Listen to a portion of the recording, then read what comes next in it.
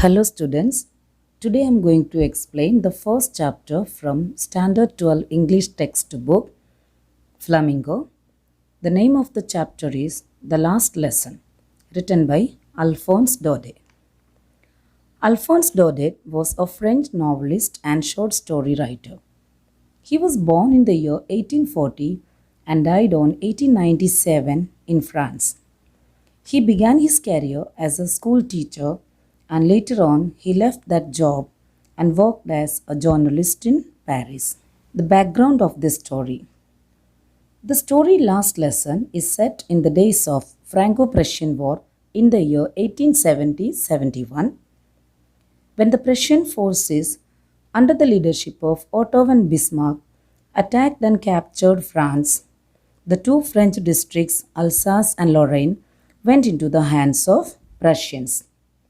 Prussia was a German kingdom, that means today's Germany, Poland and parts of Austria. That was called as Prussia then.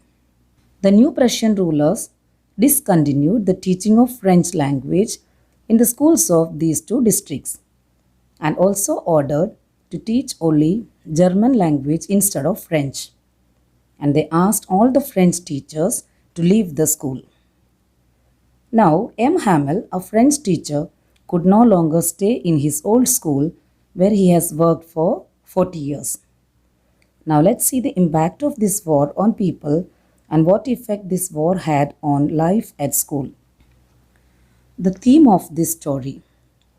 The theme of patriotism, freedom of language and the love for one's mother tongue are predominant in this story. Now the explanation of this chapter. The story begins with the narration of a little boy named Franz. The narrator, Franz, started for school very late that morning.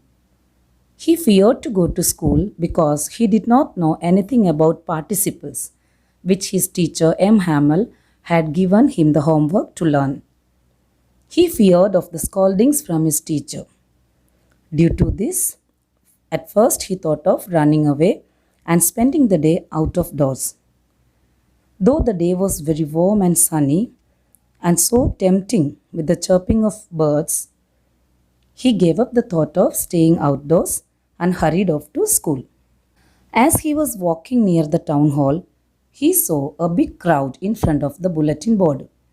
The bulletin board means a notice board. For the last 2 years, people used to get all the bad news from there.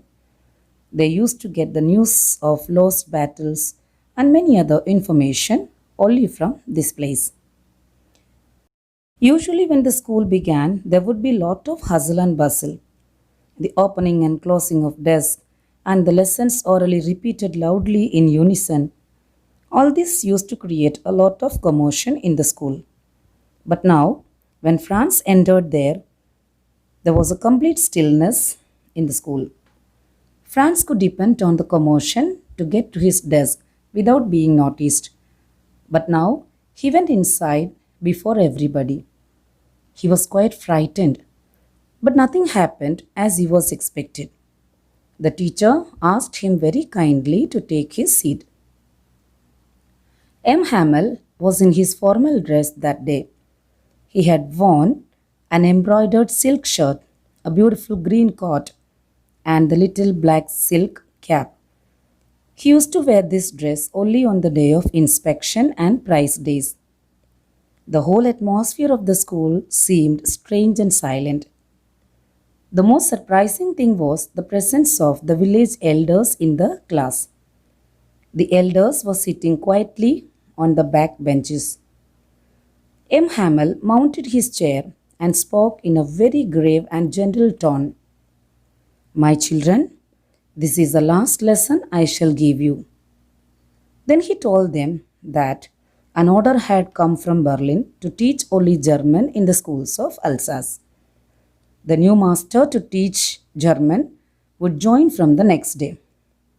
Since it was the last class of French, he wanted all of them to be very attentive in the class.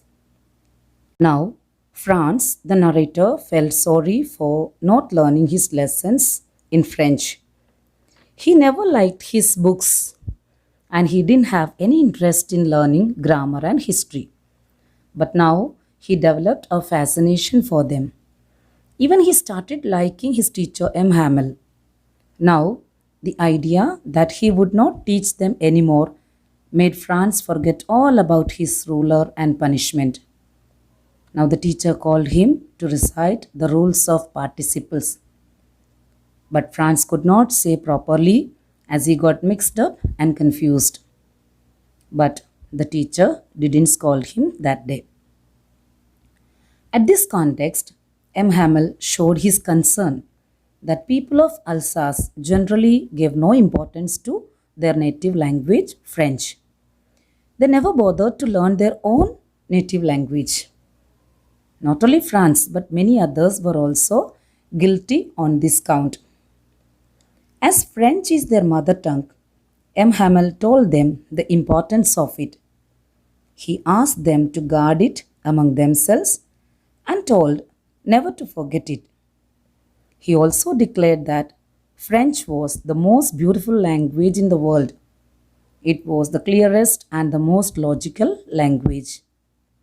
It appeared that M. Hamel wanted to give them all he knew before going away from there. At once, the church clock struck 12. The trumpets of the Prussian soldiers returning from the drill was heard. M. Hamel stood up, very pale in his chair. He tried to speak, but something choked him, and he couldn't speak. Then he turned to the blackboard, took a piece of chalk, and wrote, Vive la France, which means, Long live France. Then, without a word, he showed a gesture to them with his hand. School is dismissed, you may go. Now, the conclusion of this chapter. The last lesson stresses on the importance of education and the necessity to respect and learn one's own language. It also draws our attention to the unfair practice of linguistic chauvinism, that means fanatic patriotism. Chauvinism means having unreasonable pride in one's own language and considering other languages as inferior. Now, the moral of this story. The moral we get from this chapter is that we should not postpone our work for tomorrow, obvious to the fact that life is subject to change as what had happened to the people of Alsace. Hope that the story is clear to all. Please read your textbook thoroughly. Thank you.